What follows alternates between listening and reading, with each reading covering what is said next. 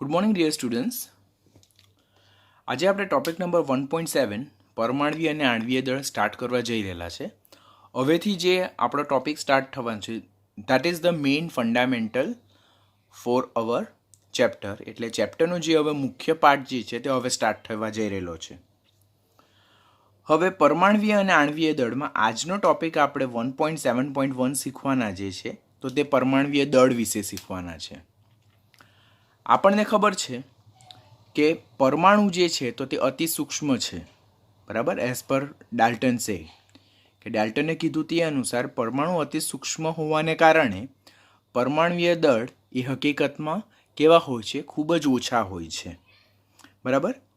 19મી સદીમાં વૈજ્ઞાનિકો એક પરમાણુનું દળ બીજા પરમાણુની સાપેક્ષમાં નક્કી કરતા હતા, બિકોઝ તે સમયમાં કોઈ પણ એવા ખાસ ઇન્સ્ટ્રુમેન્ટની શોધાયેલા હતા કે જેની મદદથી આપણે કોઈ પણ પરમાણુનું દળ નક્કી કરી શકતા હતા.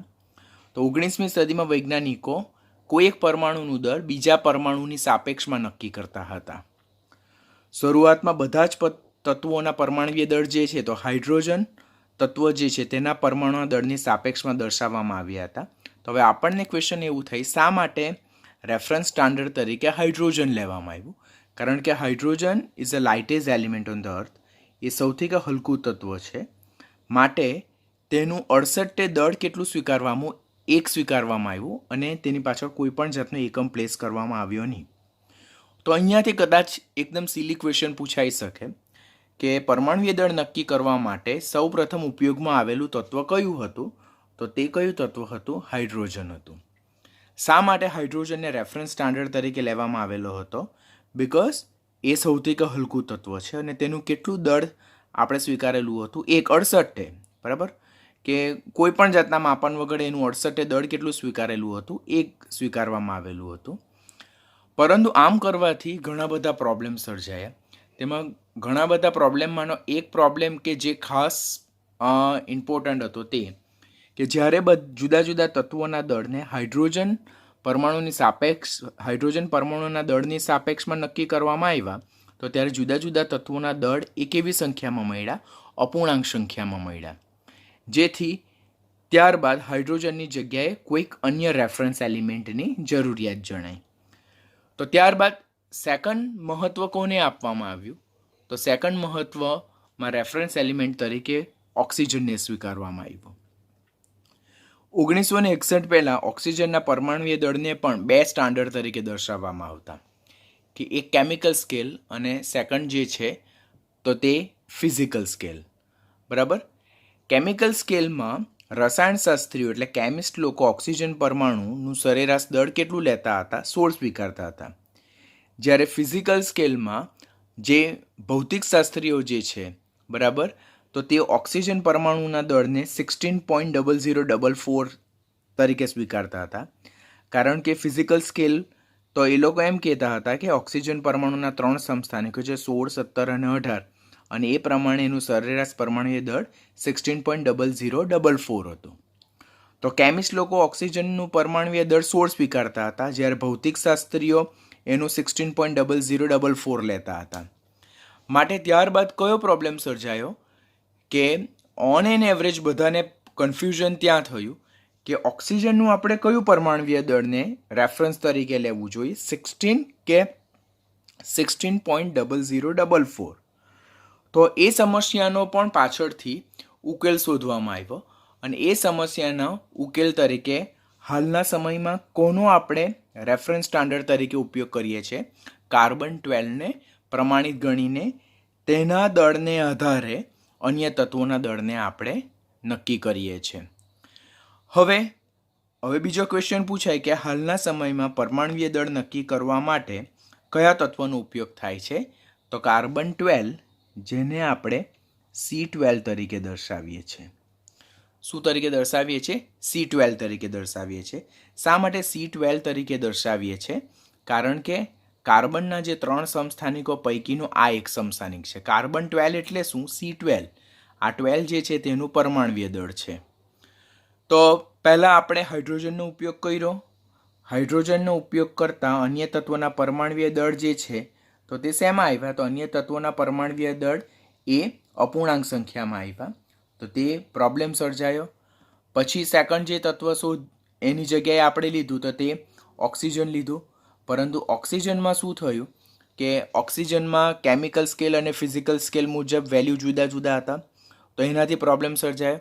તો હવે એ પ્રોબ્લેમને સોર્ટ આઉટ કરવા માટે કયા તત્વોનો ઉપયોગ કરવામાં આવ્યો? C12 એટલે કાર્બનનો સમસ્થાનિક જેનું પરમાણુ દળ 12 છે તેને આપણે રેફરન્સ સ્ટાન્ડર્ડ તરીકે ગણીને એના આધારે અન્ય તત્વોના દળને આપણે દર્શાવવામાં આવ્યા. ક્વેશ્ચન આપણને એમ થાય કે શા માટે હાલના સમયમાં કાર્બનને સ્ટાન્ડર્ડ તરીકે પસંદગી આપવામાં આવે? Why we choose carbon 12 element? શા માટે C12 એલિમેન્ટને આપણે રેફરન્સ સ્ટાન્ડર્ડ તરીકે ચૂઝ કર્યું? તો પહેલું એનું સાપેક્ષ પ્રમાણ ઘણું બધું છે. It is available, it's having a 5th rank. જે પૃથ્વીના પેટાળમાંથી એનું કુલ પ્રમાણ કેટલું છે? 5મા ક્રમાંકનું છે. ખૂબ વિપુલ પ્રમાણ મળી આવતું તત્વ છે. બીજું, it is having low reactivity, એની પ્રતિક્રિયાત્મકતા ઓછી છે. ત્યાર પછી જે સમયે C12ને રેફરન્સ સ્ટાન્ડર્ડ તરીકે આપણે ચૂઝ કરેલું હતું તે સમયે કાર્બનના કોઈ સમસ્થાનિકો શોધાયેલા ન હતા, એટલે કોઈ પણ જાતનો બિયાસ આવતો જ નહીં હતો કે 12 લેવું, 13 લેવું કે 14 લેવું કે 12 પોઈન્ટ સમથિંગ લેવું. બરાબર? તો તે સમયે કાર્બનના કોઈ સમસ્થાનિકો નહીં શોધાયેલા હતા, એટલે C12ને આપણે એક રેફરન્સ એલિમેન્ટ તરીકે લીધું હતું. પણ પાછળથી કાર્બનના 3 સમસ્થાનિકો શોધાયા તો પણ મહત્વ તો કોને આપવામાં આવ્યું? C12ને જ મહત્વમાં આપવામાં આવ્યું. કારણ કે કાર્બનના 3 સમસ્થાનિકોમાં જે 12 પરમાણુય દળ ધરાવતો સમસ્થાનિક જે છે તો તેનું પ્રમાણ હાઈએસ્ટ હતું, ધેટ ઇઝ 99%. C13 સમસ્થાનિક ધરાવતું જે એલિમેન્ટ છે તેનું જે એબિડન્સ જે છે એટલે સાપેક્ષ પ્રચુરતા જે છે તો તે 1% છે. C14 ધરાવતો સમસ્થાનિક છે તેનું પ્રમાણ ઘણું ઓછું છે. એટલે ઇનિશિયલી C12 પરમાણુને એટલા માટે ખાસ પ્રેફરન્સ આપવામાં આવ્યું ને એને રેફરન્સ સ્ટાન્ડર્ડ તરીકે એટલા માટે ચૂઝ કરવામાં આવ્યું બિકોઝ એનું સાપેક્ષ પ્રમાણ ઘણું વધારે છે, કાર્બનની પ્રતિક્રિયાત્મકતા ઓછી છે અને તે સમયે કાર્બનના કોઈ સમસ્થાનિકો શોધાયેલા ન હતા, એટલે C12ને મહત્વમાં આવ્યું. પાછળથી કાર્બનના સમસ્થાનિકો શોધાયા બાદ પણ એને જ મહત્વ એટલા માટે આપવામાં આવ્યું બિકોઝ એનું જે પ્રચુરતા જે છે, બરાબર, પર્સન્ટેજ એવિડન્સ જે છે, ટકાવાર પ્રમાણ જે છે તો તે અન્ય એના સમસ્થાનિકોની સાપેક્ષમાં ઘણું જ વધારે હતું, દેટ ઇઝ 99%. માટે C12ને જ રેફરન્સ સ્ટાન્ડર્ડ તરીકે સ્વીકારવામાં આવ્યું. તો આટલી જે માહિતી અહીંયા સુધી લર્ન કરી તેમાંથી આપણને 3 વસ્તુ પૂછાય કે પરમાણુય દળ નક્કી કરવા માટે સૌ પ્રથમ કયું રેફરન્સ એલિમેન્ટનો ઉપયોગ કરવામાં આવતું હતું? હાઇડ્રોજન. તેનું કેટલું પરમાણુય દળ સ્વીકારવામાં આવેલું તો 68. તેની જગ્યાએ સેકન્ડ ઓક્સિજનને. ઓક્સિજન જે છે તો તેને શા માટે પાછળથી રિપ્લેસ કરવામાં આવ્યું કાર્બન વડે? બિકોઝ ફિઝિશિયન અને જે કેમિસ્ટ લોકો જે છે, બરાબર, ફિઝિશિયનની જે ફિઝિકલ પર્સન જે ફિઝિક્સ સાથે કન્સર્ન છે, ફિઝિશિયન એટલે તો ડૉક્ટર થઈ જાય, તો ફિઝિકલ સ્કેલ સાથે એટલે ભૌતિકશાસ્ત્રીઓ જે છે તો તે અને રસાયણશાસ્ત્રીઓ એ ઓક્સિજનના પરમાણુના દળને જુદું જુદું સ્વીકારતા હતા, તો એમાંથી પ્રોબ્લેમ ક્રિએટ થતો હતો. તો એની જગ્યાએ રિપ્લેસમેન્ટમાં કાર્બન 12 આવ્યું. હાલના સમયમાં કયા એલિમેન્ટનો રેફરન્સ સ્ટાન્ડર્ડ તરીકે પરમાણુય દળ નક્કી કરવા ઉપયોગ થાય તો તે C12નો. શા માટે? તો આ 3 એના પ્રમાણ, બરાબર, આ 3 એના મેઇન રીઝન. તો આમાંથી 4 ક્વેશ્ચન કોમ્પિટિટિવ લેવલ પર પૂછાઈ શકે છે. 1961માં બનેલી સંમતિ જે છે તેમાં કાર્બનનો સમસ્થાનિક, કાર્બનના 3 સમસ્થાનિક C12, 13 અને 14, તેમાં C12 જેનું પ્રમાણ સૌથી વધારે હતું તેને રેફરન્સ સ્ટાન્ડર્ડ તરીકે સ્વીકારવામાં આવ્યું અને એક કાર્બન પરમાણુના દળ 12ને એકમ પરમાણુય દળ તરીકે નક્કી કરવામાં આવ્યું.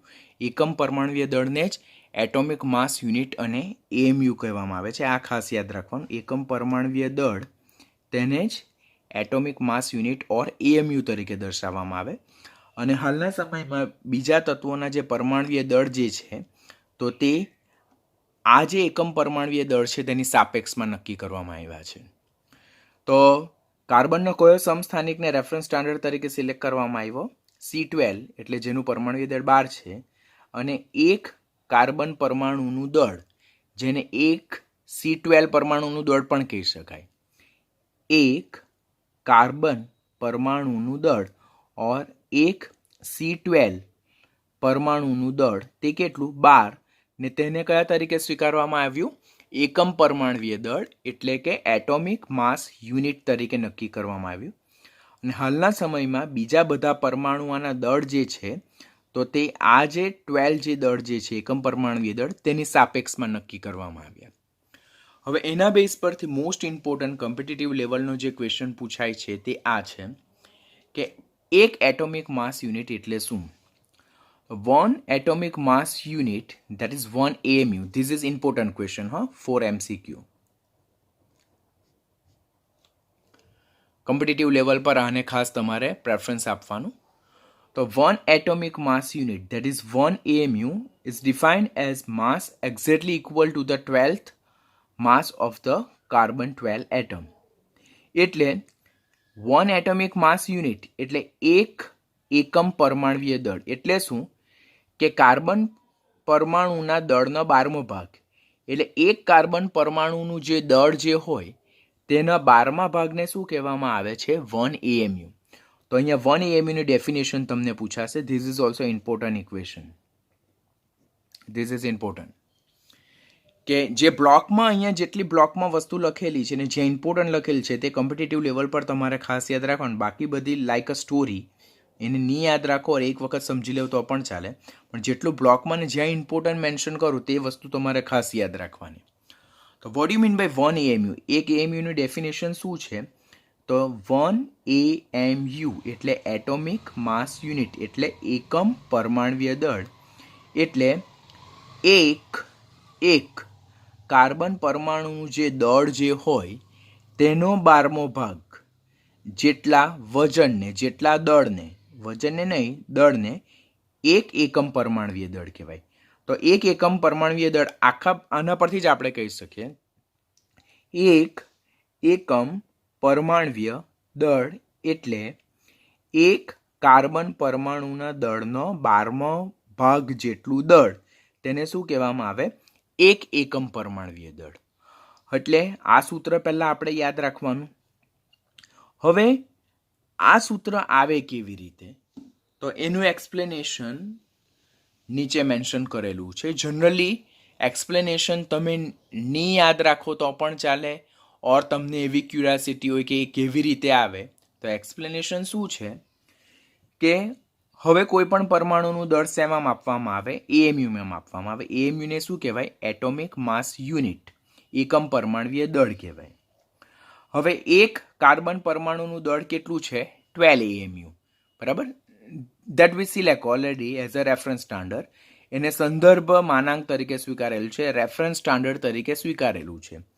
તે એક કાર્બન પરમાણુનું દળ, આ એક કાર્બન પરમાણુનું દળને જ આપણે એક C12 પરમાણુનું દળ પણ કહેવાય. તો એક C12 પરમાણુનું દળ ઓર એક કાર્બન પરમાણુનું દળ કેટલું છે? 12 AMU છે, જે આપણે સ્વીકારેલું છે. હવે 12 AMU એ એક કાર્બન પરમાણુનું દળ છે. તો 1 AMU is equal to dash. તો 1 AMU ઇઝ ઇક્વલ ટુ તો એક કાર્બન પરમાણુનું દળ ના છેદમાં 12. તો આપણે ખાસ યાદ રાખવાનું કે એક AMU એટલે શું? તો એક C12 પરમાણુના દળનો 12મો ભાગ જેટલું દળ તેને શું કહેવામાં આવે છે? એક AMU. એક AMU એટલે એક કાર્બન પરમાણુના દળનો 12મો ભાગ જેટલું દળ તેને શું કહેવામાં આવે છે? એક AMU કહેવામાં આવે છે. આપણે આ ખાસ યાદ રાખવાનું છે.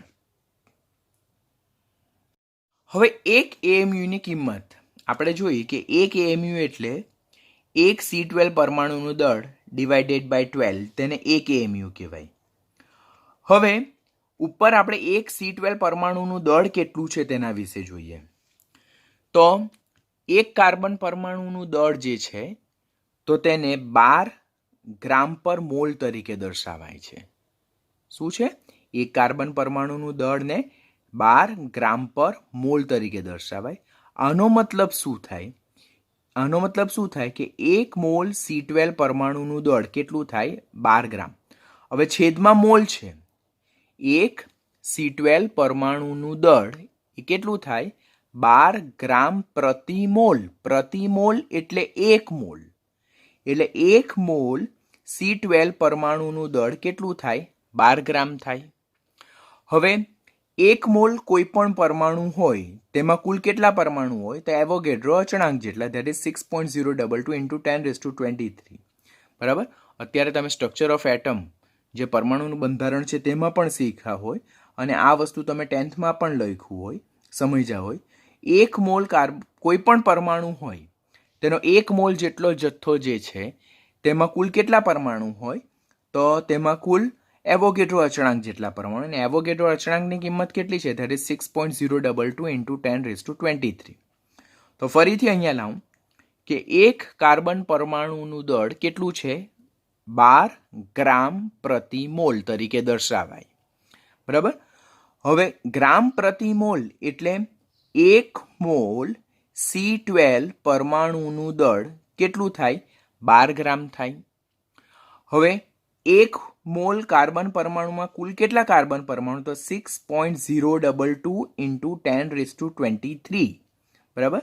તો 6.022 into 10⁻23 જેટલા કાર્બન પરમાણુનું દળ કેટલું છે? 12 ગ્રામ થાય.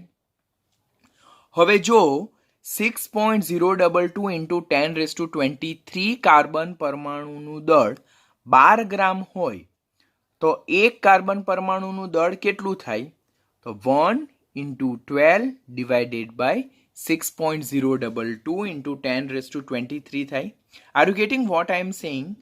કે એક કાર્બન પરમાણુનું જો દળ દર્શાવીએ આપણે તો એને 12 ગ્રામ પ્રતિ મોલ કહેવાય, અને પ્રતિ મોલ એટલે 1 મોલ કાર્બન પરમાણુનું દળ 12 ગ્રામ થાય. હવે 1 મોલ પરમાણુમાં કુલ કેટલા પરમાણુ હોય? તો એવોગેડ્રો અચળાંક જેટલા, અને એવોગેડ્રો અચળાંકની કિંમત કેટલી છે? 6.022 into 10⁻23. એટલે 1 મોલ કાર્બન પરમાણુમાં કુલ 6.022 into 10⁻23 કાર્બન પરમાણુ છે. તો આટલા કાર્બન પરમાણુનું દળ કેટલું છે? 12 ગ્રામ થાય. હવે 6.022 into 10⁻23 કાર્બન પરમાણુનું દળ જો 12 ગ્રામ હોય તો એક કાર્બન પરમાણુનું દળ કેટલું થાય? તો 1 into 12 divided by 6.022 into 10⁻23. બરાબર. તો એના બેઝ પર જો આપણે જોઈએ તો એક કાર્બન પરમાણુનું દળ એ 12 ના છેદમાં 6.022 into 10⁻23 ગ્રામ થાય, ઓર જેને જ 12 divided by Na ગ્રામ જેટલું કહેવાય. This is important for MCQ. બરાબર. આપણી ટેક્સ્ટબુકમાં આવી કોઈ માહિતી નથી આપેલી, but as we are focusing on NEET and JEE, these all are somewhat concept that is oftenly asked and that can be asked in your exam. તો એ તમારી એક્ઝામમાં પૂછાઈ શકે છે, તો એ આપણે ખાસ યાદ રાખવાનું. Otherwise this all thing is not given in your textbook. એ લોકોને સ્કીપ કરેલ છે. એ લોકો ડાયરેક્ટ એક AMUની વ્યાખ્યા આપેલ છે, એના પરથી હાઇડ્રોજનનું પરમાણુય દળ કેવી રીતે શોધાય તે સમજાવેલ છે. પણ આપણે ટોપિકને ડિટેલમાં લર્ન કરશું, બિકોઝ આપણે કોમ્પિટિટિવ પર ફોકસ કરીએ છીએ એટલા માટે એક કાર્બન પરમાણુનું દળ એ 12 ભાગ્યા Na ગ્રામ થાય, ઓર 12 ભાગ્યા 6.022 into 10⁻23 થાય. બ્લોક છે તેને આપણે ખાસ યાદ રાખવાનું, મેં કીધું છે તમને. હવે આપણે લાસ્ટ જે જોયું 1 AMU ઇઝ ઇક્વલ ટુ એક કાર્બન પરમાણુનું દળ ડિવાઇડેડ બાય 12, તેને આપણે ઇક્વેશન 1 આપેલું, આ ઇક્વેશન 2 છે. તો ઇક્વેશન 1માં ઇક્વેશન 2ની કિંમત જો આપણે મૂકીએ તો ઇક્વેશન 1 શું હતું? 1 AMU ઇઝ ઇક્વલ ટુ એક C12 પરમાણુનું દળ ભાગ્યા 12. એટલે એક AMUની વ્યાખ્યા શું હતી? એક એકમ પરમાણુય દળની વ્યાખ્યા શું હતી? કે એક કાર્બન પરમાણુના દળનો 12મો. તેના બેઝ પરથી આપણે આ ઇક્વેશન બનાવેલું હતું. હવે આ જે એક કાર્બન પરમાણુનું દળ જે છે તો તે આપણે અહીંયા જ શોધ્યું, that is 12 divided by 6.022 into 10⁻23. તો આ જે કિંમત છે તો તે આની કિંમત છે. તો આની કિંમત આપણે 12 divided by 6.022 into 10⁻23 ગ્રામ લખશું. બરાબર. આની કિંમત આપણે આ લખીએ છીએ, અને ડિવાઇડેડ બાય 12 તો હાર્યું, પછી 12 વિલ બી કેન્સલ. બરાબર. તો શું આવે? 1 divided by 6.022 into 10⁻23 ગ્રામ. હવે 10⁻23 ઉપર જાય તો 10⁻−23, and 1 divided by 6.022, and 1 divided by 6.022, that is what? 1.66056 into 10 raised to minus 24 ગ્રામ. તમે 1 ડિવાઇડેડ બાય 6.022 કરશો એટલે એક કિંમત મળે અને ફાઇનલ આન્સર શું આવે? 1.66056 into 10 raised to minus 24. This is equation 3. It is also important. Okay. Sorry. 1 AMU is equal to dash gram. આ વેલ્યુ આપણે ખાસ યાદ રાખવાની. ટેક્સ્ટબુકમાં ડાયરેક્ટ આ વેલ્યુ આપેલી છે. તો 1 AMU is equal to 1.66056 into 10 raised to minus 24 ગ્રામ. કિલોગ્રામમાં કોમ્પિટિટિવમાં પૂછાય છે. તો 1 ગ્રામ is equal to 10 raised to minus 3 kilogram. તો અહીંયા 1.66056 number will remain as it is અને અહીંયા 10 raised to minus 27 આ કિલોગ્રામ પણ યાદ રાખવાનું. આ જ વસ્તુ 1 AMU ની વેલ્યુ છે. તો હું એને આ રીતે પણ લખી શકું કે 1.66 into 10 raised to minus 24 ગ્રામ પર AMU. પ્રતિ AMU એટલે શું કે એક AMU ની કિંમત કેટલી? તો 1.66 into 10 raised to minus 24 gram. This you have to remember anyhow. Okay?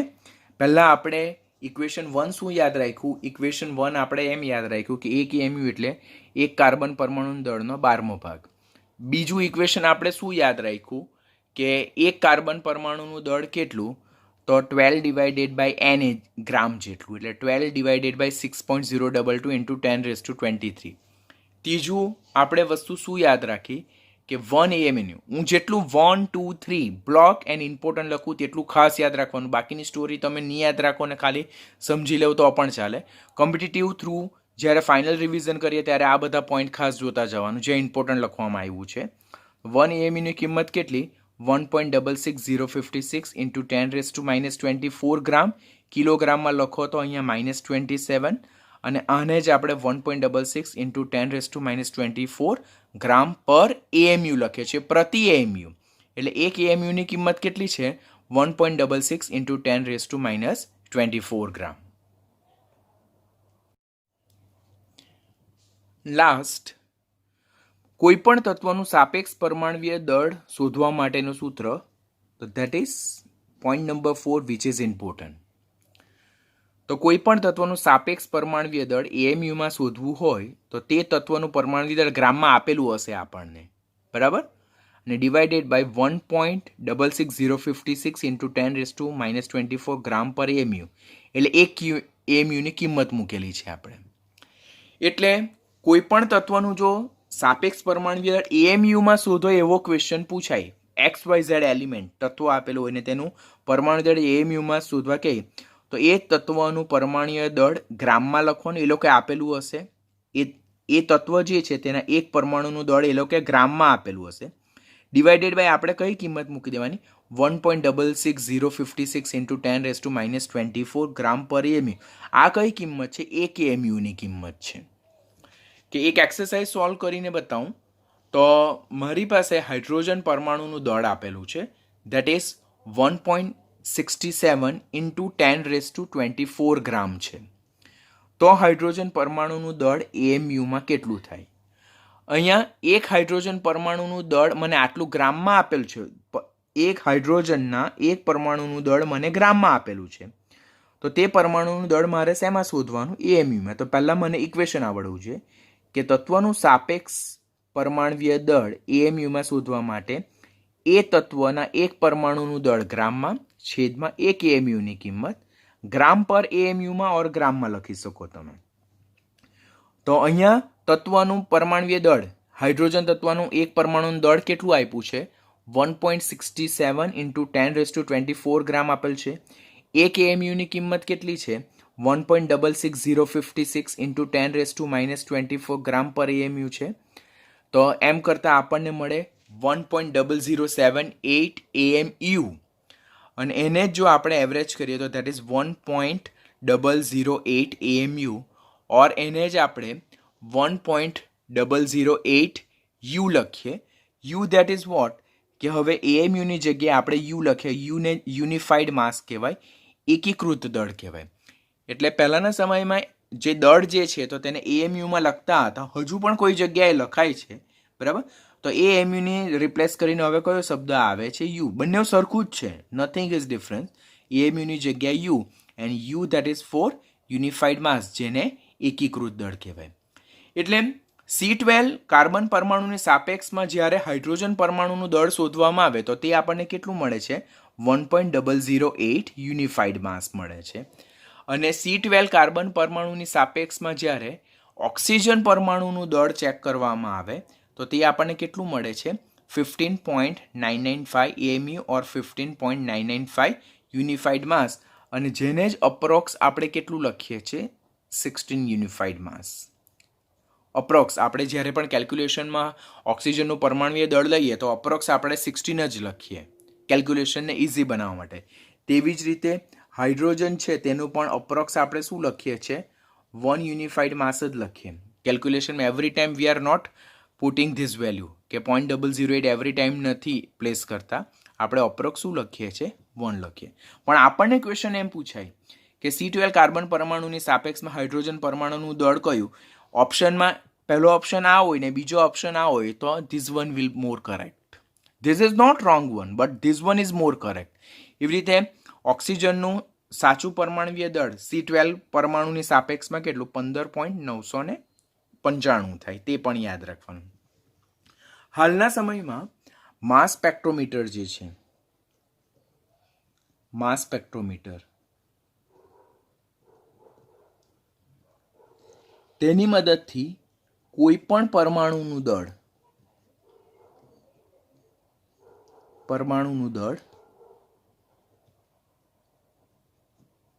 ખૂબ જ ચોક્કસ રીતે માપી શકાય છે. તો અહીંયાથી આપણને ક્વેશ્ચન પૂછાય નીટ જેઈ લેવલ પર, ધીસ ઇઝ ઓલ્સો ઇમ્પોર્ટન્ટ, કે નીચેનામાંથી કયા સાધનની મદદથી કોઈ પણ પરમાણુ દળ ખૂબ જ ચોક્કસ રીતે સચોટ રીતે માપી શકાય? તો that is what? Mass spectrometer. તો ટોપિકમાં પહેલું આપણે શું જોયું કે એક એએમયુની વ્યાખ્યા જોઈ. એક એએમયુ એટલે શું? જેટલા ઇમ્પોર્ટન્ટ પોઈન્ટ છે તે ફરીથી રિકોલ કરો. એક એએમયુ એટલે એક કાર્બન પરમાણુના દળનો 12મો ભાગ, એટલે 1 AMU ઇઝ ઇક્વલ ટુ એક C12 પરમાણુનું દળ છેદમાં કેટલું? 12. પછી બીજા પાર્ટમાં આપણે જોયું C12 કાર્બન પરમાણુનું દળ. તો એક C12 કાર્બન પરમાણુનું દળ કેટલું? તો 12 ડિવાઇડેડ બાય Na જેટલું, that is 12 divided by 6.022 into 10⁻23. પછી એની કિંમત આપણે એક એએમયુની ઇક્વેશનમાં મૂકી તો એક એએમયુની કિંમત મળી આપણને, that is what? 1.66056 into 10⁻24 gram. Fourth વસ્તુ, કોઈ પણ પરમાણુનું સાપેક્ષ દળ શોધવું હોય તો તે કેવી રીતે?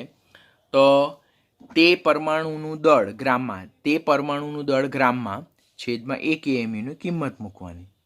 તો આખા મટીરિયલમાં જ્યાં જ્યાં ઇમ્પોર્ટન્ટ લખેલું છે ને જ્યાં બ્લોક પાડેલ, જેને બધું નથી આવડતું, જેને બધું નથી યાદ રાખવું અને જસ્ટ ઇમ્પોર્ટન્ટ વસ્તુ જ યાદ રાખેલ છે, તો જ્યાં ઇમ્પોર્ટન્ટ વસ્તુ લખેલી છે તે અને જ્યાં બ્લોક પાડેલ છે તે એટલી વસ્તુ કમ્પલસરી યાદ રાખવાનું. આ બંને ક્વેશ્ચન પૂછાય છે કે કાર્બનની સાપેક્ષમાં હાઇડ્રોજનનું સાપેક્ષ પરમાણુય દળ કેટલું અને ઓક્સિજનનું સાપેક્ષ પરમાણુય દળ. તો we are winding up the topic.